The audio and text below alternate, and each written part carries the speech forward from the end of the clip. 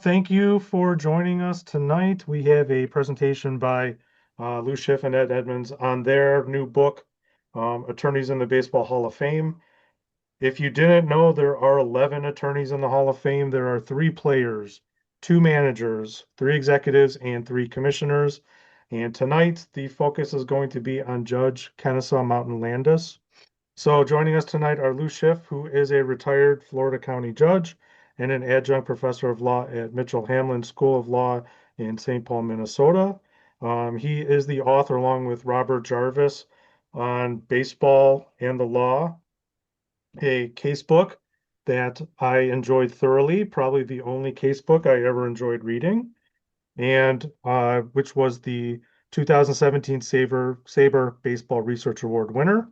And also joining us is Ed Edmonds, a professor emeritus of law at the University of Notre Dame Law School in 2017. He co-authored the book Baseball Meets the Law, and he taught sports law for 35 years and has otherwise written law review articles on labor and antitrust issues involving baseball and salary arbitration. If you're at the SABR convention this past year in Texas, you probably saw him on the panel with Steve Rogers and Don Fair talking about the Peter Seitz decision 50th anniversary. So welcome, gentlemen. I think, Lou, you were going to start off, if I'm not mistaken, so Yeah. have at it. Okay, well, thank you all so very much. It really is an honor to talk to the Chicago chapter. Um, let's just here we go.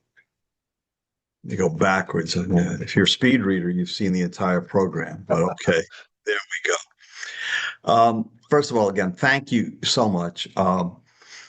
This was a book of love, and I'll tell you right now, it's not a book that we do love in the sense that we pay love to the men that are in the Hall of Fame. As we'll discuss tonight, if we could vote somebody out of the Hall of Fame, the person we're going to talk about tonight might be one such person.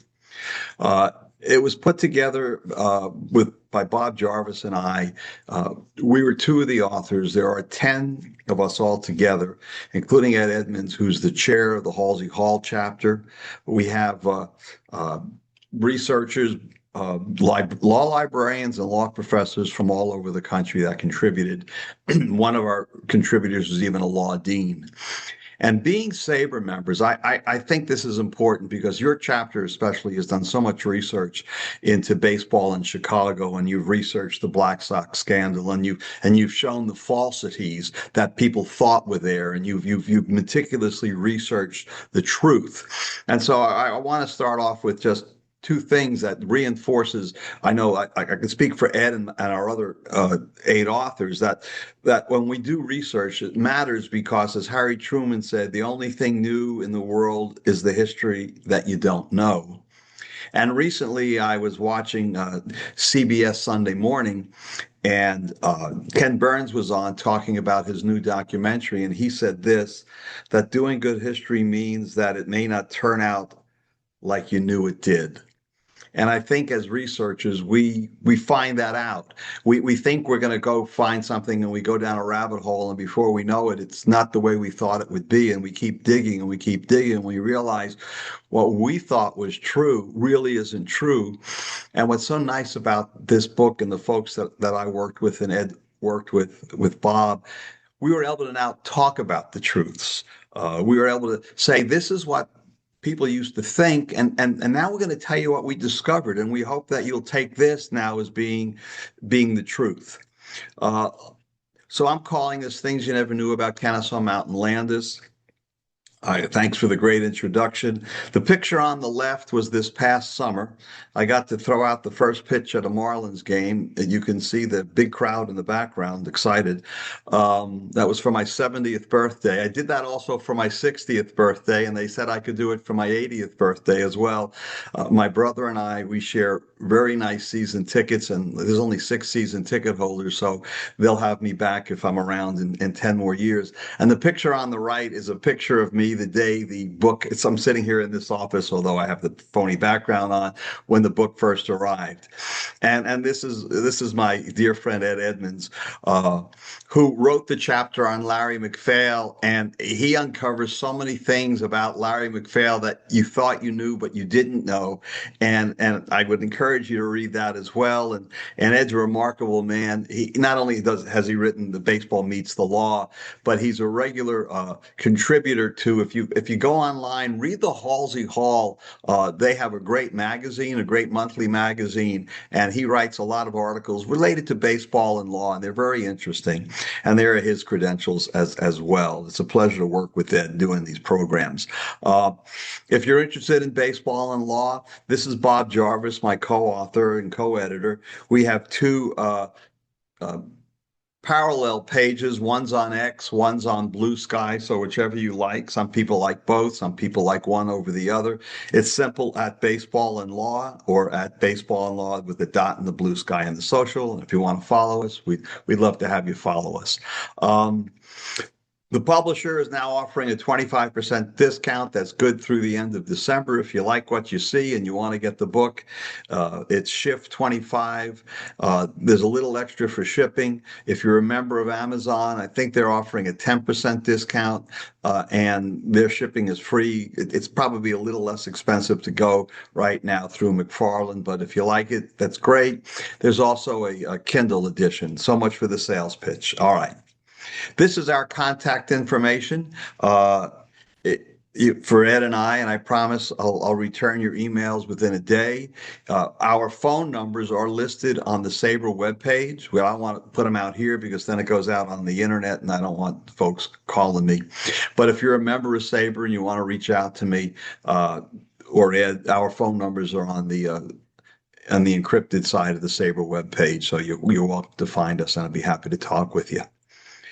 This is a program that Ed and I put together just for you. A lot of the stuff we haven't even talked about yet, even though we've done this person before. So let's get started.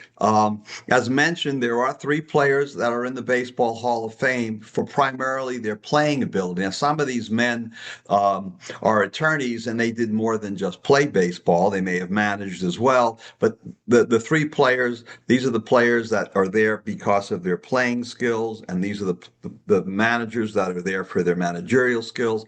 Now, Tony La Russa's name is spelled wrong. I need to correct that because there's a space between the A and the R. That's my editing error.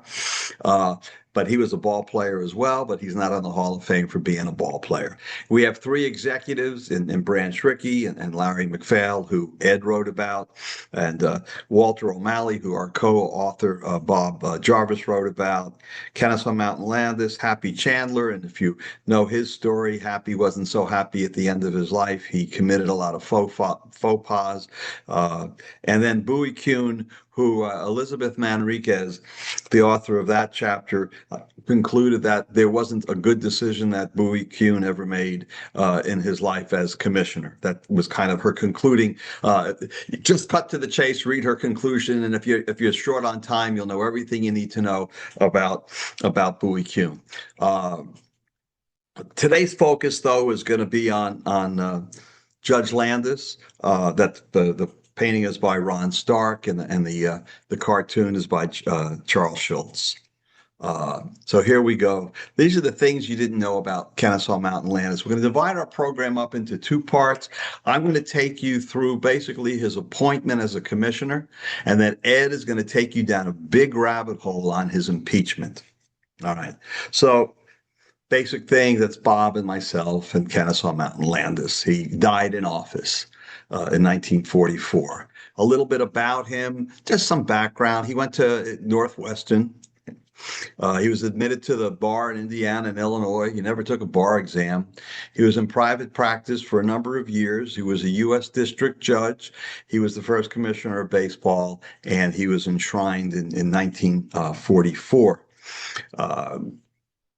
Right when he passed away. Let me throw this open for a minute and just ask the members, what do you know best about Kenesaw Mountain Landis? You can open up your mic and contribute. What do you know best about him? When you hear the name Kenesaw Mountain Landis, what do you think of? Racist. Okay. Any But other words come to mind? trust buster. Okay, trust buster. Anything else? He made boxing illegal by active ball players. Okay. Limited their scope of employment outside of baseball. Exactly. Okay, which could be the power of a commissioner to do so. All right. What else? I'll just go with the obvious, Black Sox. Okay. So, all right. So you all, and I know that you all know about him and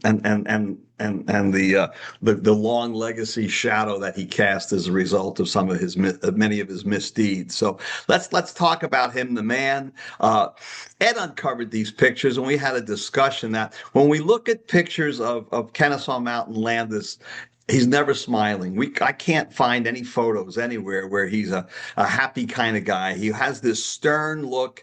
Ed describes the photo on the left as left up on the right as basically right out of Hollywood casting, as this is what a judge should look like. If you're going to court, this is what you expect a judge to look like, as opposed to maybe what I looked like 15 years ago or something like that. His name, we'll go through this real quickly, show you some pictures here. His name, it was named after Kenesaw Mountain, after the Civil War battle, where his father, Dr. Abraham Hawk Landis, was wounded. And as a youth, he was called Kenny, and he was nicknamed Squire. And that's a photo of his dad over there on the right-hand side. His brothers are going to be an important part of his life. We'll get to in a little bit, but these are the Landis boys. And that's the commissioner, second on the left. He dropped out of school at age 14. People talk about, well, he was a judge. He must have been real smart. No, he wasn't. He wasn't smart. He was challenged by algebra. He became a clerk at a grocery store. He was basically an errand boy.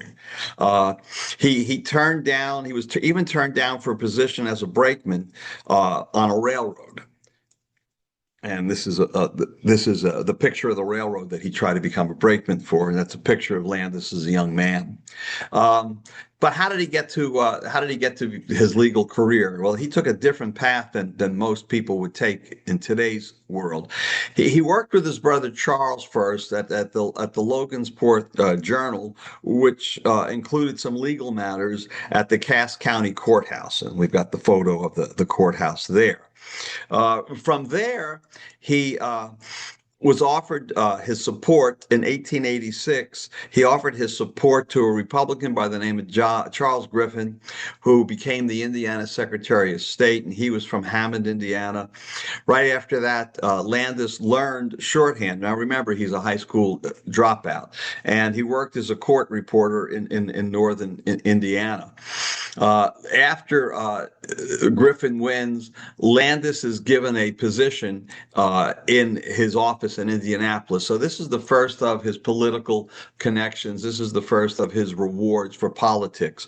And this is his tenure.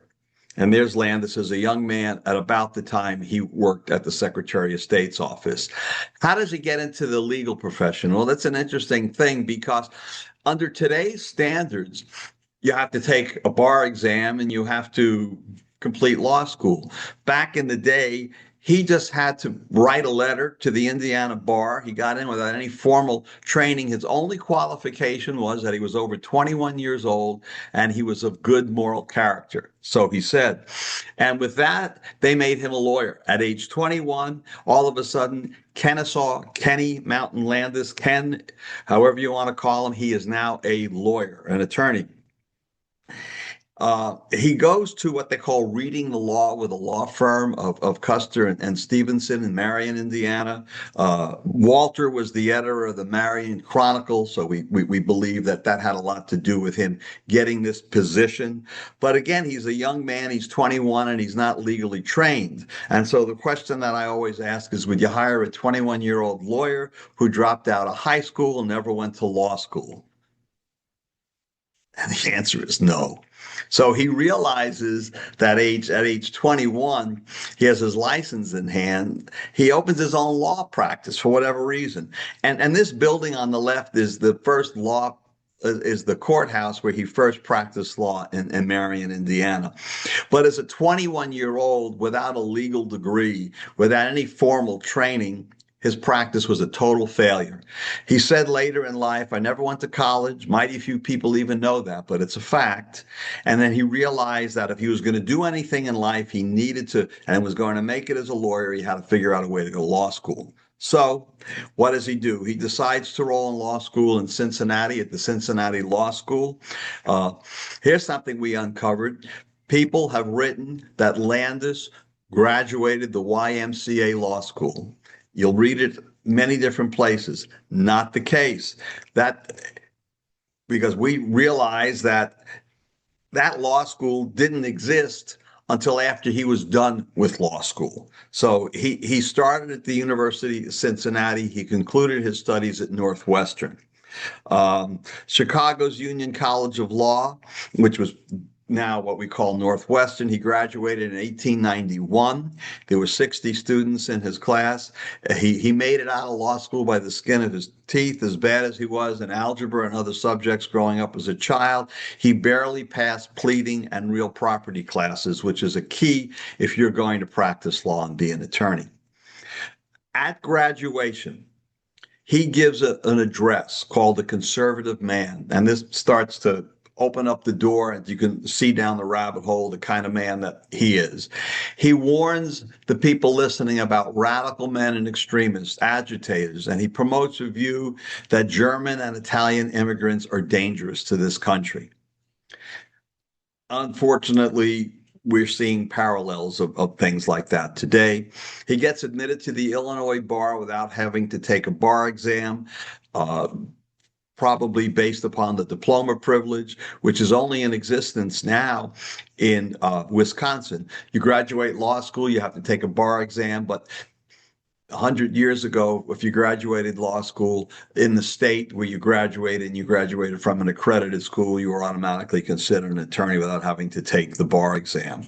So Landis started working as a clerk and a part-time secretary for Walter Gresham. And now this is the next step in his life with all these political connections. Gresham at the time was a federal court judge, and he was then asked to serve as an assistant on the Northwestern faculty. Landis, the guy that didn't graduate high school, he's now an assistant at Northwestern. Gresham becomes Secretary of State. He's appointed by President Grover Cleveland in 1892. Landis follows Gresham to Washington, D.C. as his personal secretary, and Landis later describes Gresham as the best friend that I ever had, and that's Gresham. Gresham was a Republican presidential candidate twice. He was the Postmaster General of the United States, and he was the Secretary of the Treasury. So this is the man that Landis kind of hooked himself to gain greater power for himself. However, Gresham died in office in 1895, and as I said, he described him as his best friend ever. There's a picture of him and Gresham's grave. Landis, now out of a job in Washington because his best friend has died, returns to Chicago. And so now he's back in Chicago, and he serves in Chicago as an assistant U.S. district attorney that investigates monopolistic practices in the Chicago beef industry. And he also accepted appointments to defend indigent prisoners. Now, the second part tells you that if his practice and he was doing really well, he might not have done the second thing by taking appointments to defend indigent prisoners. In 1897, he forms a partnership with some lawyers he met while he was in Washington, but there was a lot of discord. It failed right away. He's back by himself. He starts defending transit companies from personal injury suits, from people claiming that they were run over by the trolleys. And he starts to really get himself involved in Republican politics. He does try one case in the United States Supreme Court. He loses in 1900, but this is the key.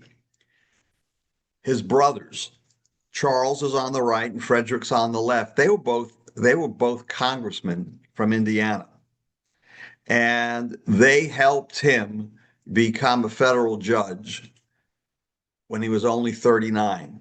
In fact, his mighty climb to the federal trial court happened in one day.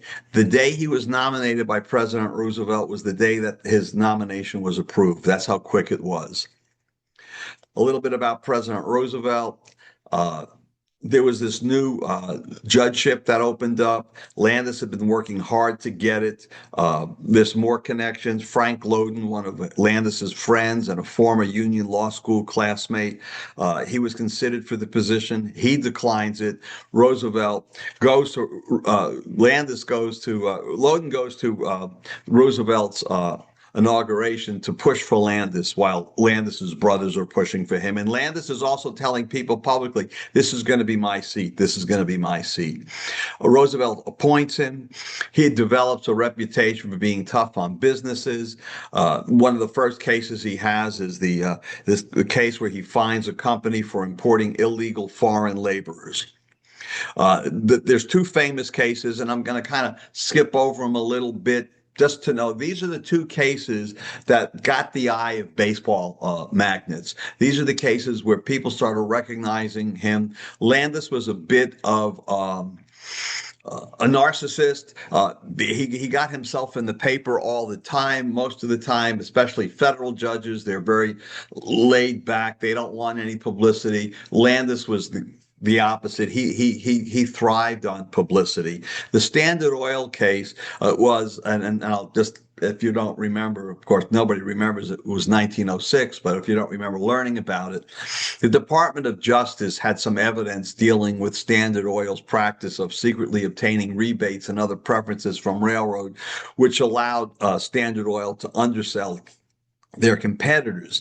And so the Justice Department, there's 10 indictments against Standard Oil. What happens, they total up all these indictments, and rather than do it in one large segment, they give them 6,428 violations for each railroad car. Not for each train, but for each railroad car. So they chop them up into every railroad car is his own crime.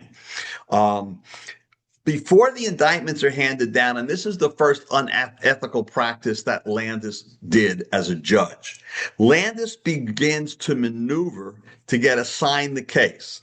If a judge did this today, they'd be out. If a state judge did this today, they'd be out of office pretty quick by trying to maneuver.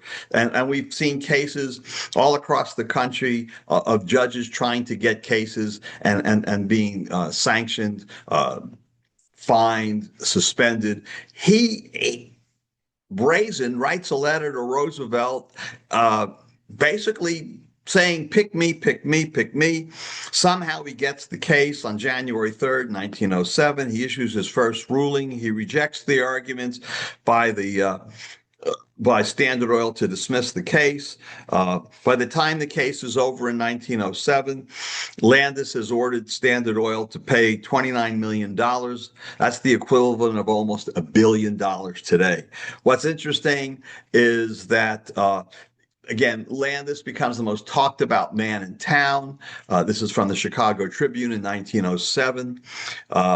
There were reports that the Standard Oil had hired private investigators to follow Landis in its support of its appeal. And Landis's was, I guess I can stand inspection. That's from the Cincinnati Enquirer back in 1907.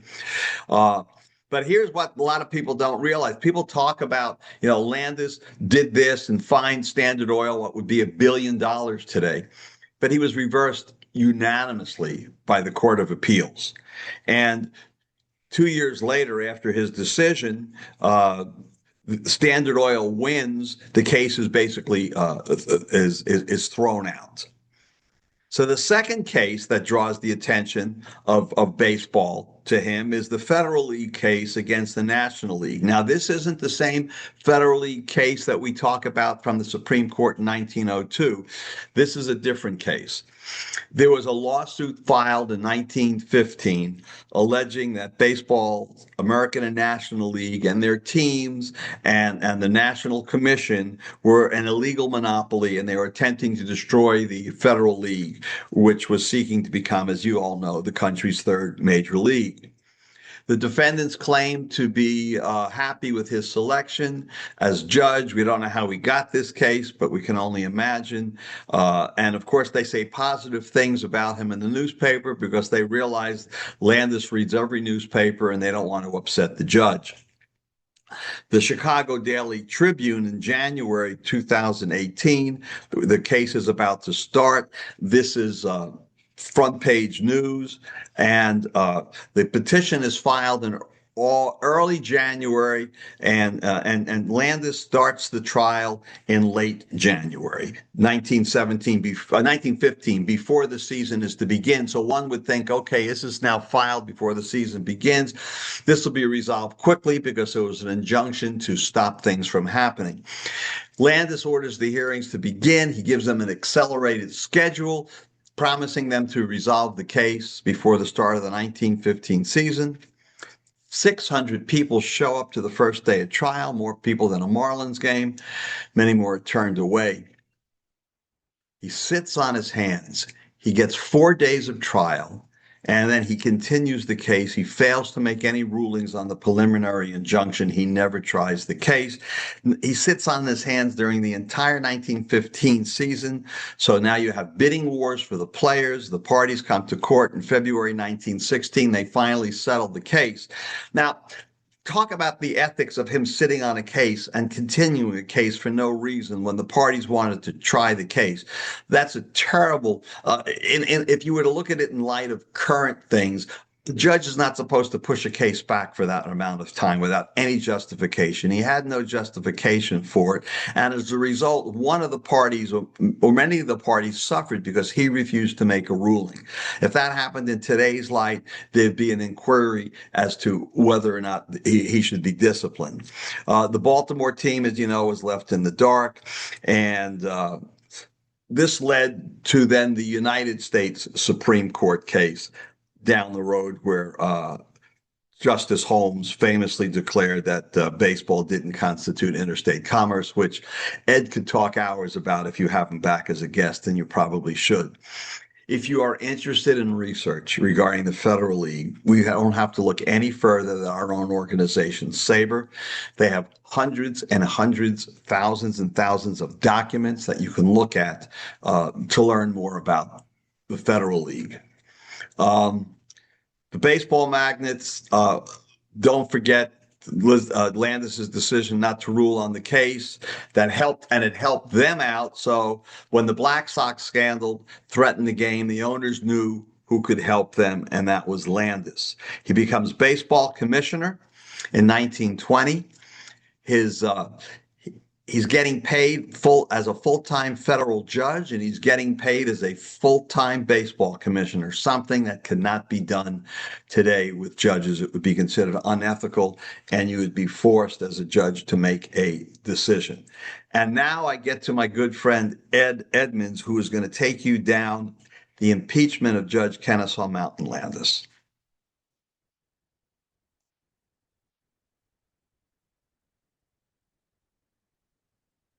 You're muted, Ed.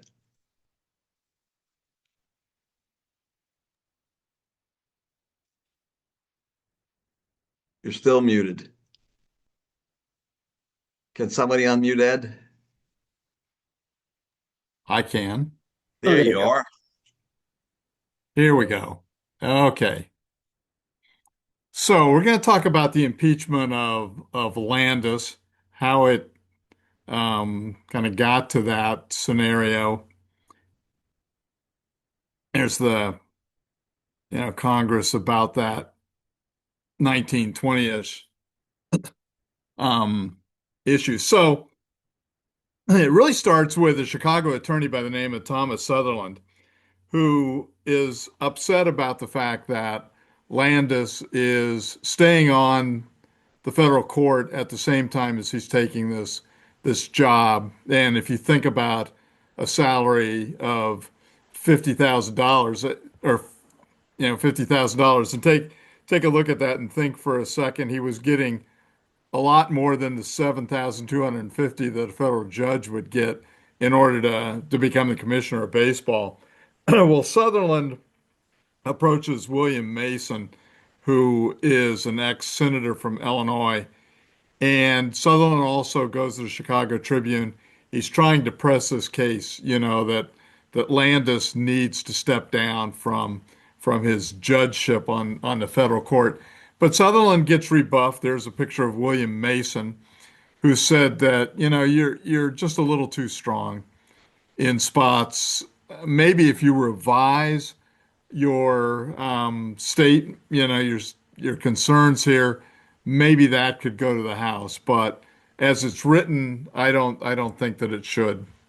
So that then causes a senator, or excuse me, a congressman from Lima, Ohio, the fourth district of Ohio, a little south of Toledo, where I went to law school.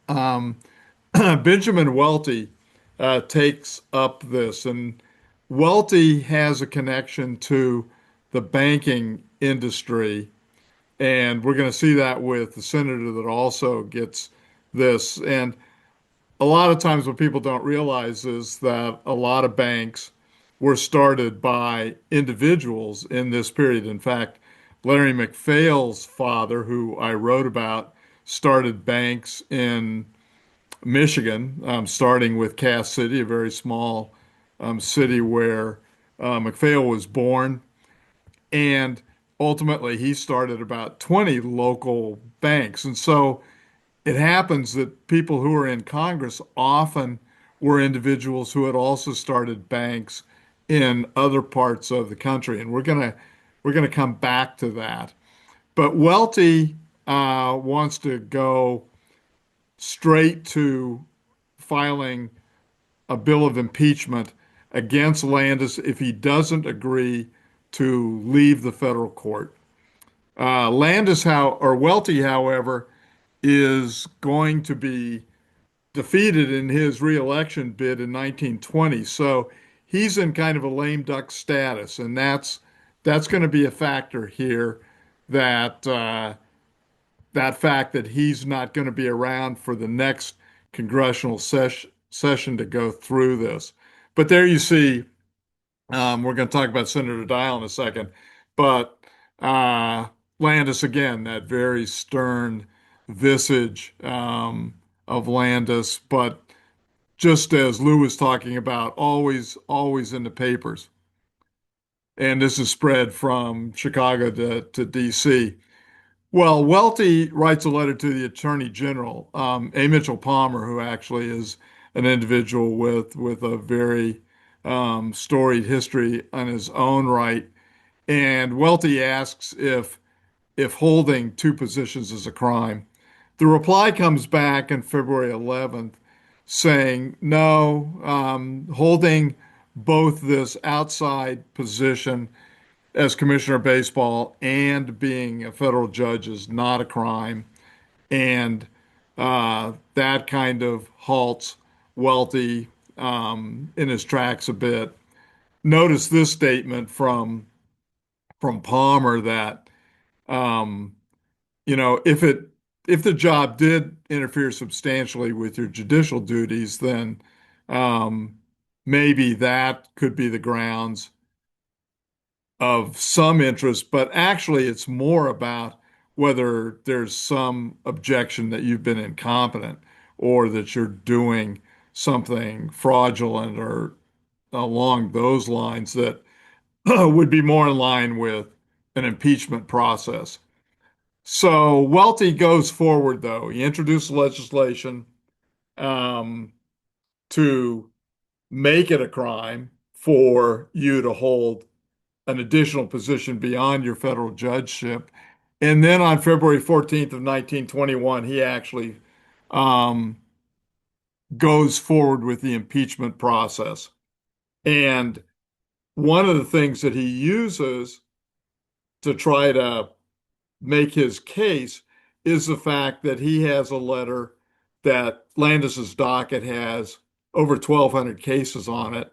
So he's very far behind in terms of processing cases. So not only did he sit on the federal baseball decision of 1915 for a whole year, but he also has been kind of cavalier with respect to moving cases through the process. Well, let's talk a little bit about impeachment. Take a look at a little bit at the Constitution, which, I'm doing in a sense because this has been an issue that's come up in the recent past. So, and that misspelling of choose is actually the way um, the Constitution reads. House of Representatives has the sole power. The Senate has the sole power to try. So they would get what the House has advanced to them. Um, and then you see what it says. If the president is tried, the Chief Justice presides. Um, so that aspect of moving forward here, um, President, Vice President, all civil officers shall be removed from the office of impeachment. Notice what is required: conviction of treason, bribery, or other high crimes and misdemeanors. So it has to fall into one of those categories: treason, bribery, high crimes and misdemeanors.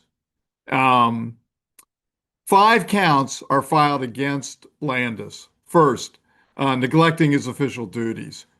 And by having this outside job. Second, using his office to settle disputes that might come into his court. So if, as the federal baseball case appeared in front of him in 1915, if a case involving baseball came up and he or could come before his court and he circumvents that, that's the aspect of count number two. Third, that this lobbying efforts before state legislatures regarding gambling in baseball is problematic and shows a conflict of interest in him holding both of these jobs. Then the salary uh, tends to be chosen as a problem because it's so much more than what you would earn as a federal judge. And there's also aspects of gambling cases that are still pending. And as Jacob knows, the case that's going to come up in state court in Wisconsin with Cannon and Shoeless Joe Jackson, that hasn't, that case is subsequent to him becoming the commissioner. And then the fifth is that using his position as a district court judge uh, affects this aspect of gambling and other things that would be resolved not in an open forum, not in a federal court, not even in a potentially in a state court, but by Landis kind of behind the scenes. So a lack of transparency. So those are the 5 counts in the impeachment filing from Welty. Now, as this then moves to the Senate, keep in mind what the constitutional requirements are here. Nathaniel Barksdale Dial picks up the fight. And Dial is particularly upset with Landis, which we'll get to in a minute, but he's also the president of Enterprise National Bank and Home Trust Company. The bank still exists. You'll notice if you look very at the very fine print below that logo, it says since 1920. So this bank that Dial had started in South Carolina is still around today. Um, Landis pushes back and uses the bully pulpit that he has to attack Dial for being both a banker and a senator. He says, you have child labor, you've got 11-year-old um, children working in your bank, and you're not treating them properly. So they go back and forth. And then you see here's the Chicago Daily Tribune, front page news, I'll impeach Landis, says Dial. And then a little bit later, this idea of that he's been bribed by baseball, the back going into the federal baseball case and other things, is Welty's position on all of this. Um, there's a hearing. You can read a copy of the hearing if somebody wants to look at this. Get in touch with me. I've got this thanks to the kind of resources that law libraries have. And there was a committee hearing. It was with Chairman Andrew Volstead. Some of you might know that the Volstead Act, which put into place, implemented uh, prohibition after the constitutional amendment was passed. The Volstead Act is what Congress passed and enacted. He's going to preside over this. Only witness is Welty. He's the only person who's called in the House hearing. There's a five-person judiciary subcommittee. They take up the charges. Um, Volstead is the only one who actually files a minority report in this. He wants to give Landis a chance to kind of address the committee. Dyer is the senator there, or the House congressman in the House Judiciary Committee that takes a look at this. But basically, we're going to see that it's going to be tabled. But let me tell you a little bit about the backstory. So the backstory involves a case, again, contemporary cases going on. There's this 19-year-old boy who's a teller at the National City Bank in Ottawa, Illinois. And he is the sole provider for his mother and his unmarried sisters.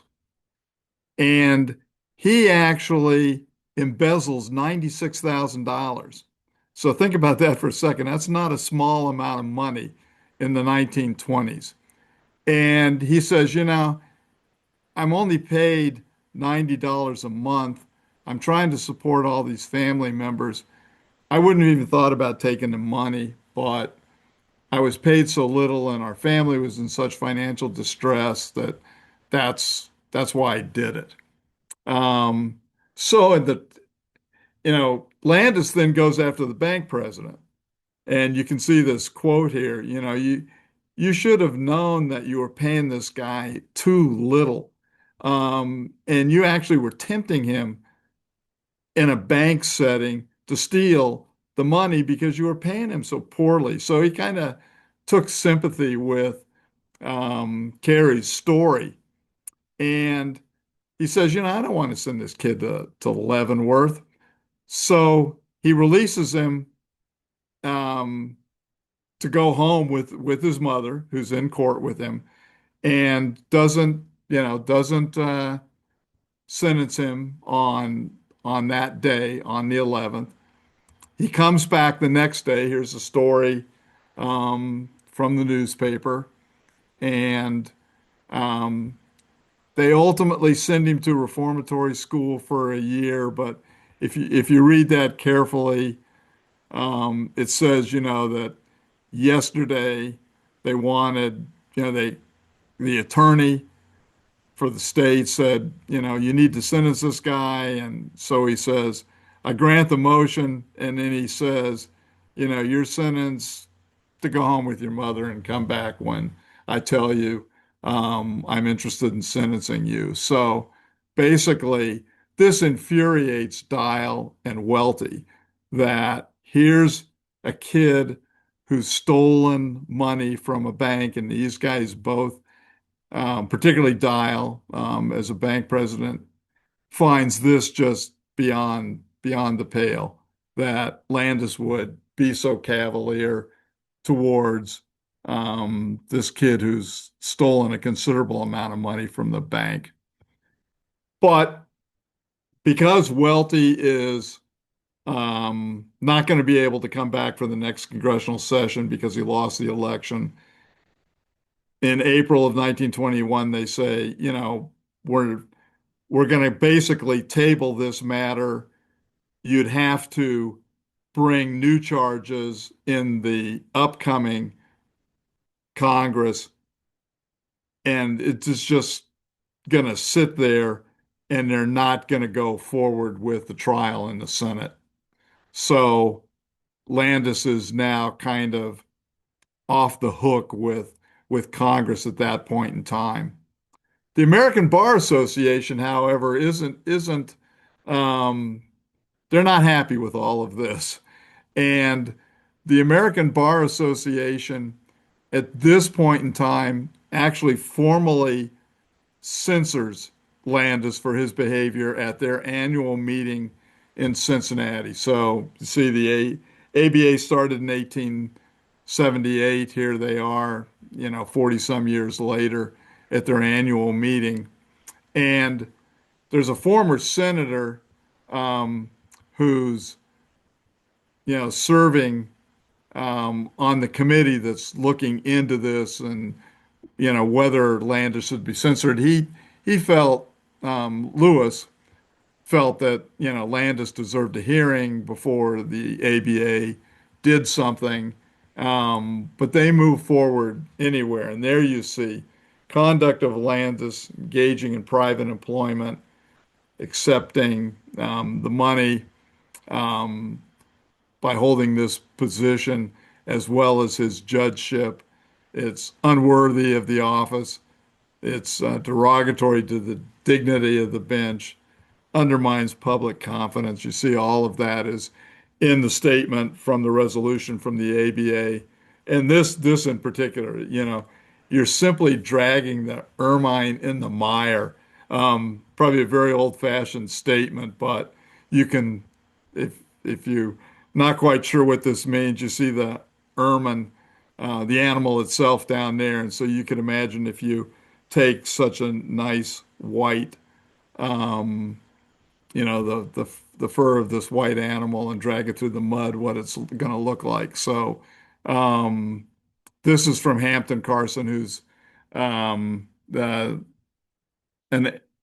former ABA president, saying, what Landis has done is really problematic. So things die down a little bit. So by February of 1922, feeling that the impeachment's not going to go forward, there's some time has passed since the censor resolution from the ABA. He decides now, I'm resigning on my own terms. I'm not being forced to step down, but now I understand that I can't do both of these jobs. And so he resigns, sends a letter to President Harding saying, I'm going to resign my position on the bench.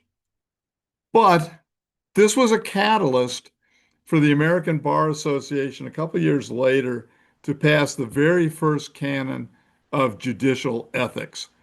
And the ABA committee that looks into this aspect of judicial ethics is headed up by Chief Justice William Howard Taft, the only individual to serve both as Chief Justice of the U.S. Supreme Court, who was also President of the United States.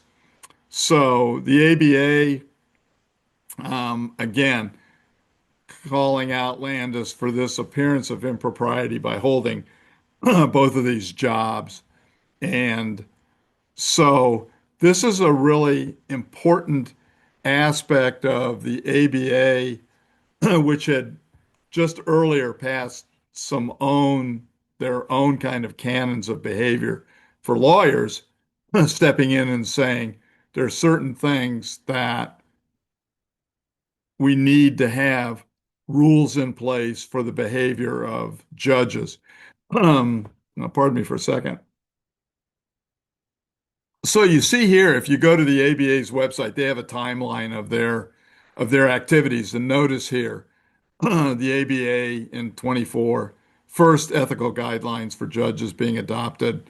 Um, in 2007, there's going to be a revised model code of judicial conduct, and that's obviously important enough to be a signature date on the timeline of the history of the American Bar Association. And there's what they looked like. These were the canons of judicial ethics passed in 1924, and for most of last century were the 3/4 of last century were in effect with respect to the behavior of judges. There will be some others who have actually been impeached. Landis isn't the only judge who was ever impeached. There's a really good history of the Judicial Code of Ethics on the Tennessee Court of Workers' Compensation Claims by, interestingly enough, a Florida judge um, named Langham. I haven't talked to Lou if he knows Judge Langham or not, but you'll see this direct connection between baseball and the Judicial Code of Ethics. There's also a good article that goes into a lot of detail about this. And so anybody who wants to get in touch with me, if you want to, this Landis case will go into even more detail than we have time for this evening.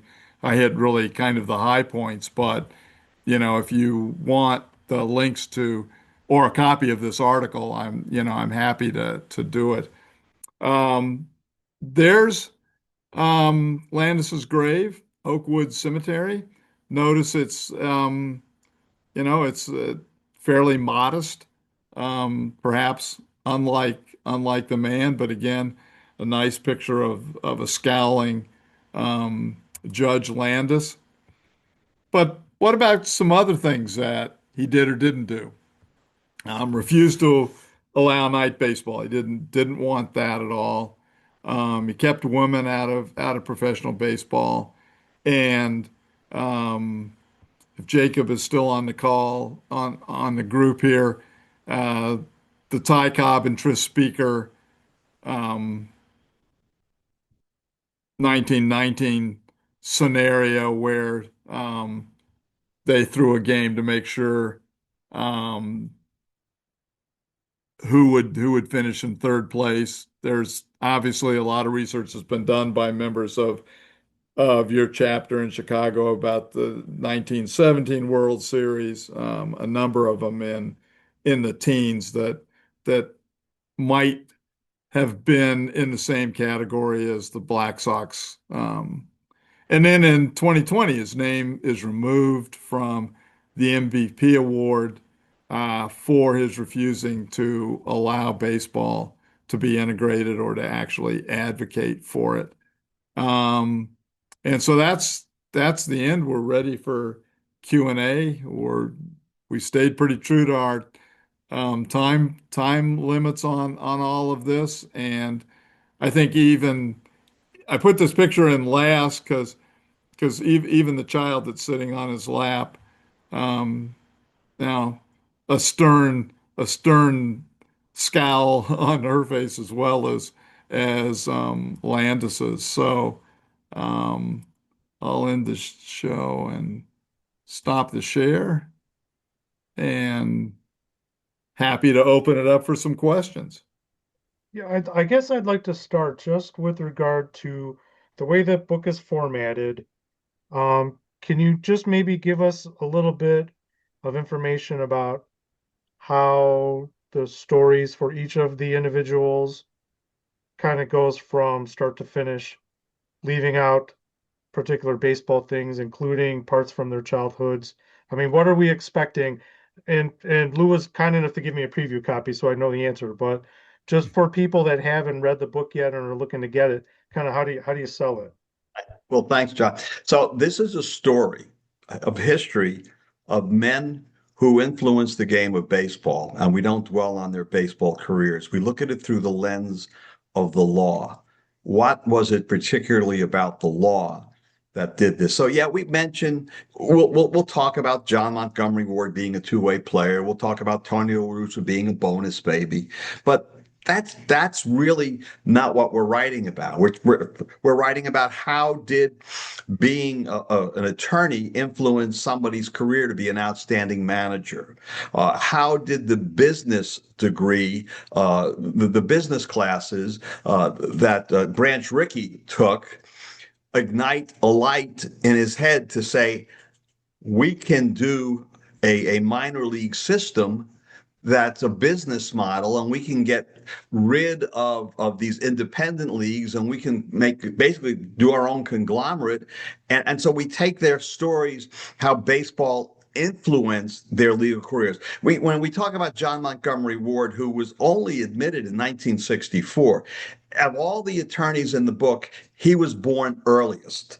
But because he advocated for players' rights and because he advocated for an independent league, he doesn't get in until many, many years later, although he did represent some baseball owners afterwards. But he doesn't become a lawyer, for example, because he is on the Providence Grays and he gets traded to the New York Gothams, which is the Giants, and he says, I don't want to go.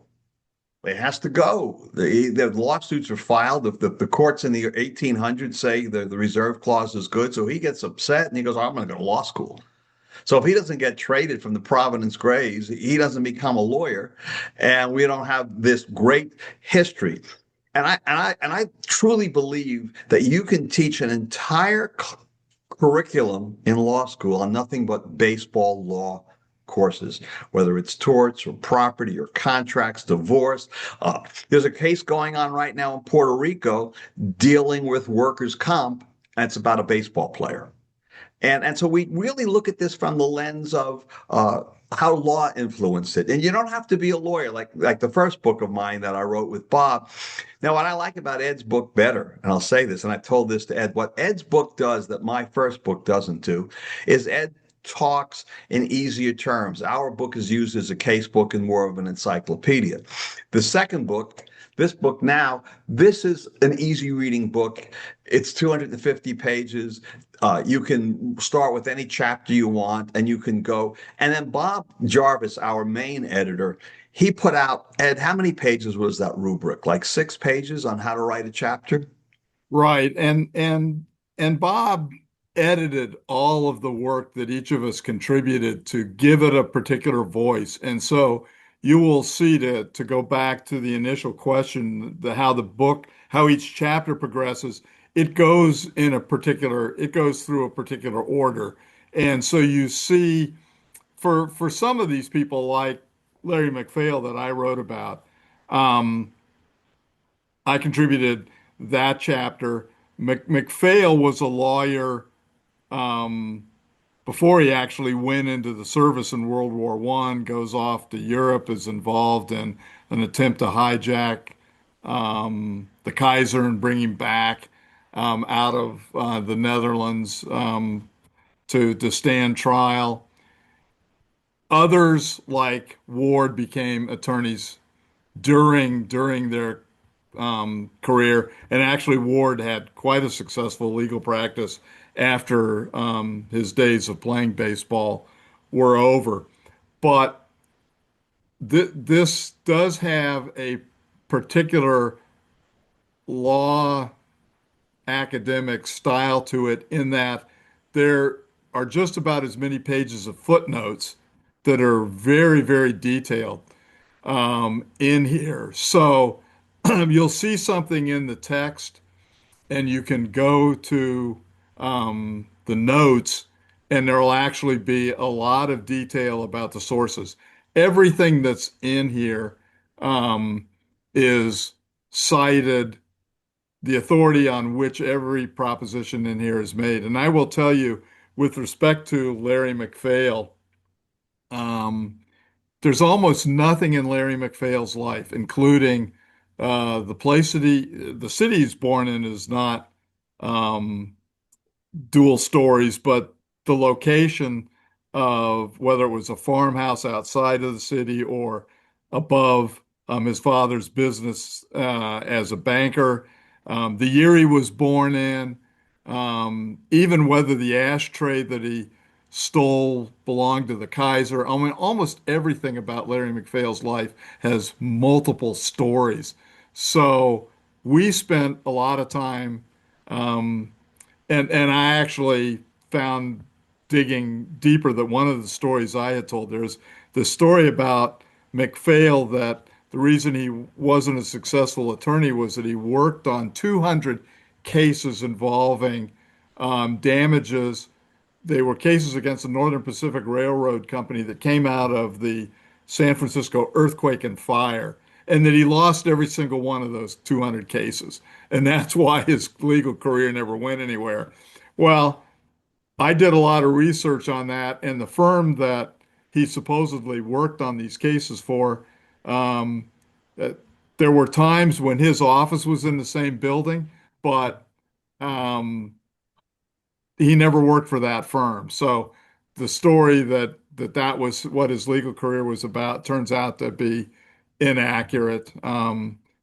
But he did go on from there. Actually, one of his clients, he took over the Rich Tool Company in Chicago and transformed it, and that got him a gig running a department, a men's store actually in Nashville, Tennessee. But the one thing about the book, it is certainly not full of a lot of legal jargon. It doesn't focus in most instances a lot on the minutia of a case or any legal minutia, but the footnotes are so detailed that if you want to know why there are things in this book that says what you think you knew about this is actually inaccurate, you can see the research that went into the assertion that this is actually the correct matter of truth.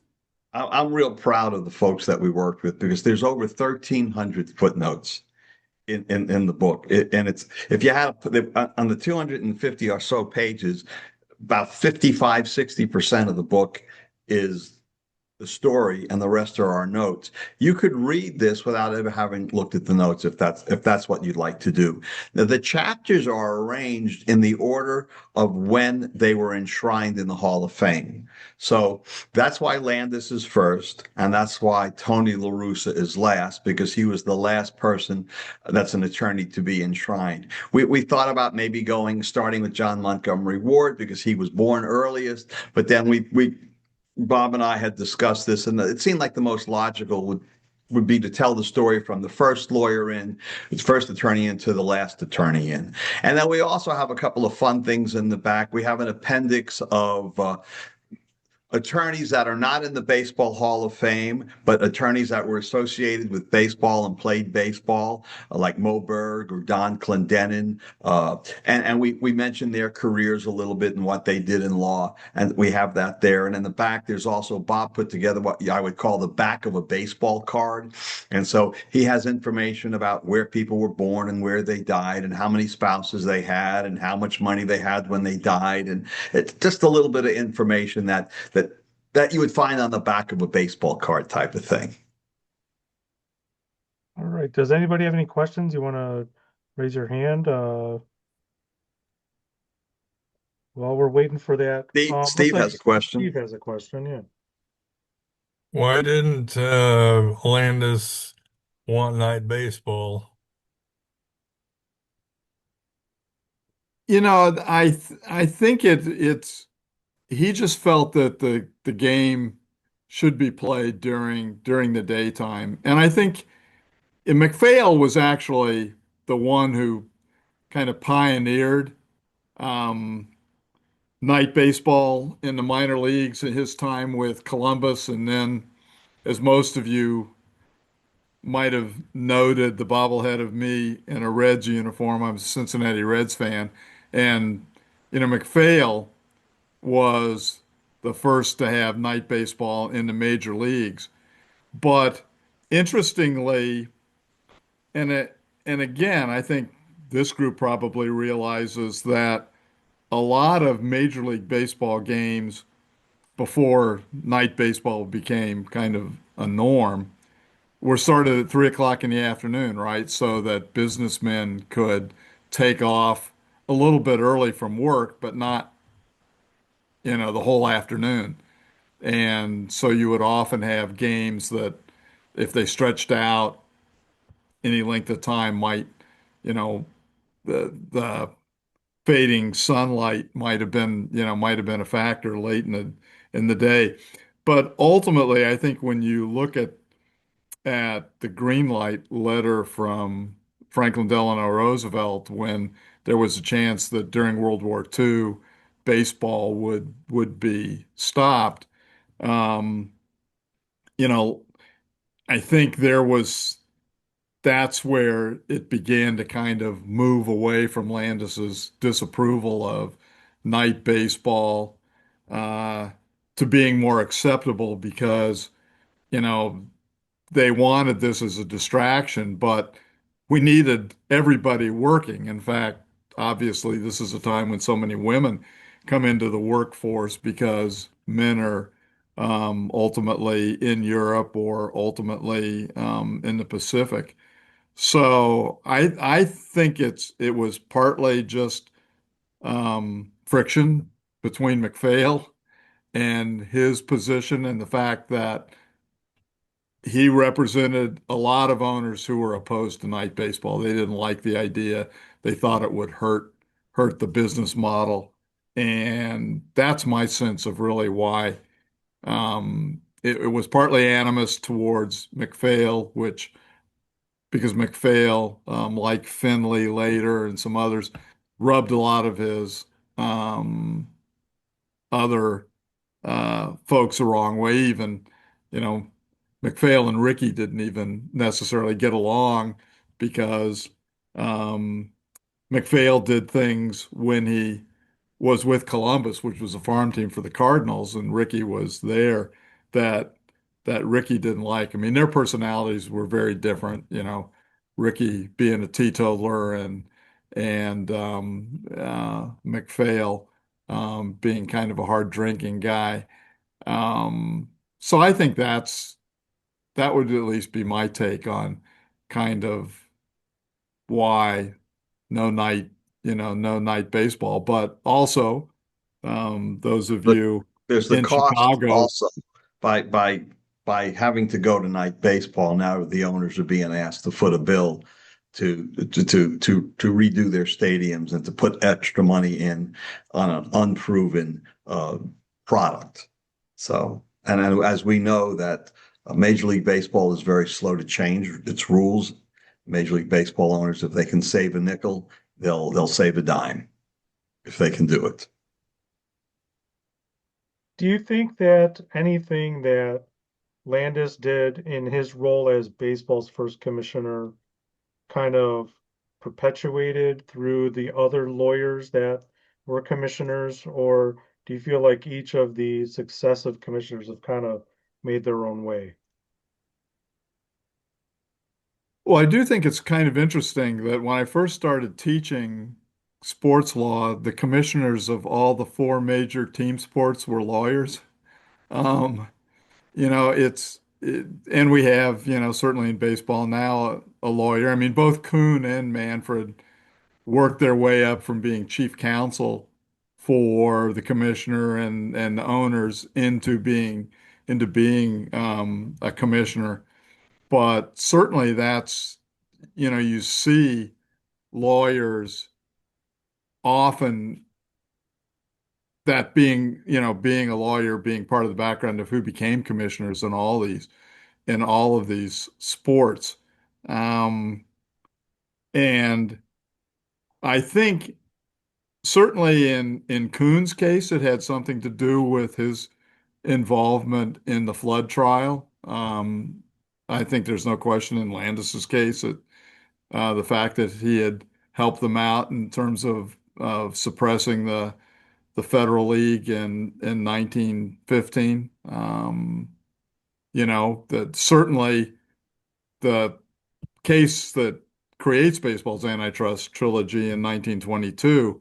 That case is winding its way through um, district court, circuit court, up to the Supreme Court when the decision is made to hire Landis. So um, it's yeah, I think there's you look at each of the stories of the commissioners and you see how some of them their job as a lawyer was a real underlying part of how they became commissioners.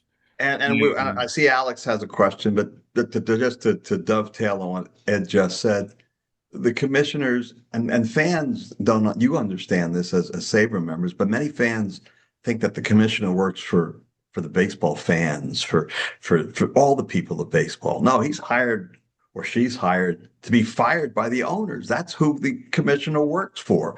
And so the commissioner is going to do what he, up till now, believed was the best for baseball. And when the owners decided that they don't like the rascal anymore, that's when the owners tell him to take a hike, and we're going to go get someone else to replace you. And so they're hired to be fired. And in Landis's case, he asked for, and they gave him total authority at the time because of, and I'm preaching to the choir here, but because of how tainted baseball was through gambling and how the country had lost faith in baseball. And there's great headlines about how the country now is going to support baseball because in the newspapers, Landis is the person and this is the man and he's the czar of baseball. And so that's it. Anyway, Alex, you had a question. No, very interesting. I guess I would just piggyback on those comments. I mean, as you said, you both said there's this tradition of lawyers being in charge, and no disrespect to all the lawyers on this call or whatever, but I guess I would say I feel like the pendulum is swinging towards people that can make money, people that are more media savvy. Like I feel like the lawyer people are good for keeping the pie the size that it is, but they're not necessarily the most skilled at growing the pie. And I feel like the next generation of commissioners, I think are going to be more like gambling czars, or I mean, I don't think they're going to be better, but I just think they're going to have a different background, more entrepreneurial, less And you preservationist. and you may But be right, but they'll have 40 attorneys right behind them yes, telling noted. Yes, there'll always be attorneys under what them. to do and what not to do. Yeah. Yeah. But Alec, you could just point to Pete Rozelle as a model for, I mean, Rozelle was a marketing guy.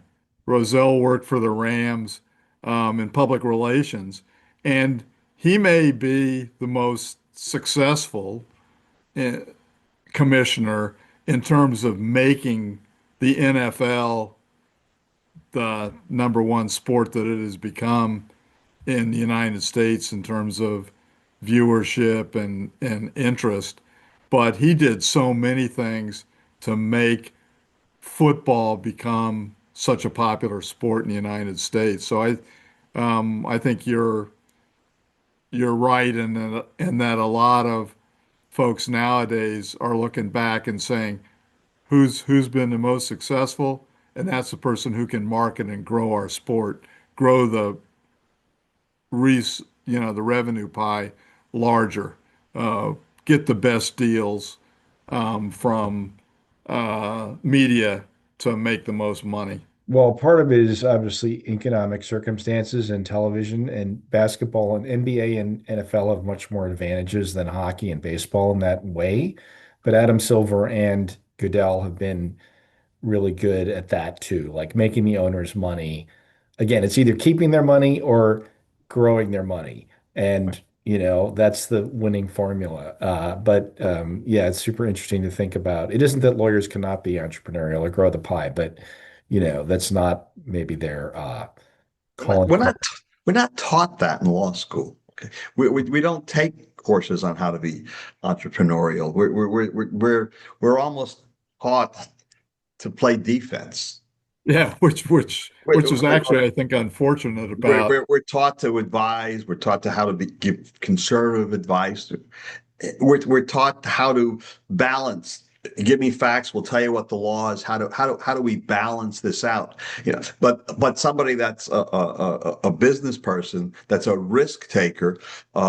That's lawyers are not such risk takers. Not that all lawyers are not risk Well, but takers, but right, you're the law is absolutely right. about it's about limits, right? And Hmm. that we think properly so. But if you said let's expand all the teams and let's do all these things, like again, that's probably not.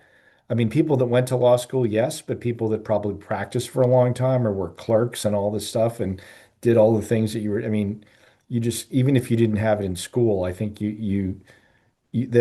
when you're 25 to 40, I think you need to be kind of out there taking, I mean, just gross generalizations, obviously. But anyway, super interesting topic and well presented. Thank you. Yeah, but I Thank do you. think that one thing to follow up on Lou, Alec, is that lawyers aren't law school doesn't teach lawyers to be very much about the business of law firm activities.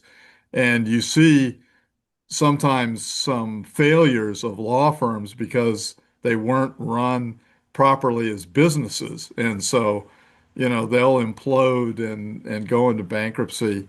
But I also say from my background, one kind of the many generalizations about lawyers is they're very hard to raise money from.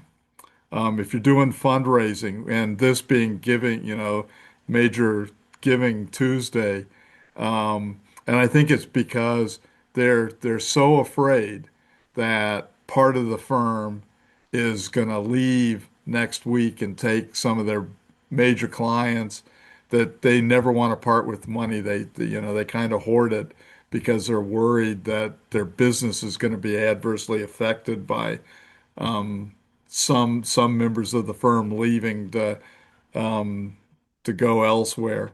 But I wish in law school we taught people a little bit more about the business side. I mean, they almost all take a course on corporate law and business associations, but we don't teach them nearly enough about how do you run a successful business. Well, Lou, Ed, this has been a lot of fun tonight. For Thanks. anybody that is participating, if you're not interested in baseball and law and the intersection of these two great American pastimes, I think that you might be surprised to find out there are hundreds, maybe if not thousands of baseball related lawsuits and patents and all other kinds of things that you can go down a rabbit hole. But the Attorneys in the Hall of Fame, I think, is a great way to dip your toe. If you haven't really read much about baseball and legal topics, this is a great way to get started. So appreciate both of you joining us tonight, learning a little bit more about Judge Landis and about the book. And if you haven't bought it yet, make sure you get that Schiff 25 discount code. Get it before the end of the month. And I Thanks want to again, let guys. you know, I know that sometimes if you're ever in South Florida, coming down for a ball game, whether it's the World Baseball Classic coming up, and we'll have a full house. When I say we, I'm a Marlins fan, so I have a vested interest in that regard. But come down, send me an email, tell me you'll be there. I've got tickets for that, and I have season tickets. So if you're going to be in the ballpark, let me know, and we'll get together for a hot dog and a beer or a soft drink, whatever you want. All right. Thanks, everybody. Take Thank Thanks care. you so all very much. much. Great. Bye. Thank Thank you. you. Thank you. Bye. Thank you. Thank you. Thank you. Bye-bye. Thanks, John. Thank you so much. Yeah. Hey, you bet. Thanks, Lou. All right. Thanks, Ed. Good to Thanks, Ed. see you guys. Yeah. That was fun. Thank Thanks you so very much. much. Appreciate your time. All right. Take All care. right. Bye-bye. Take care.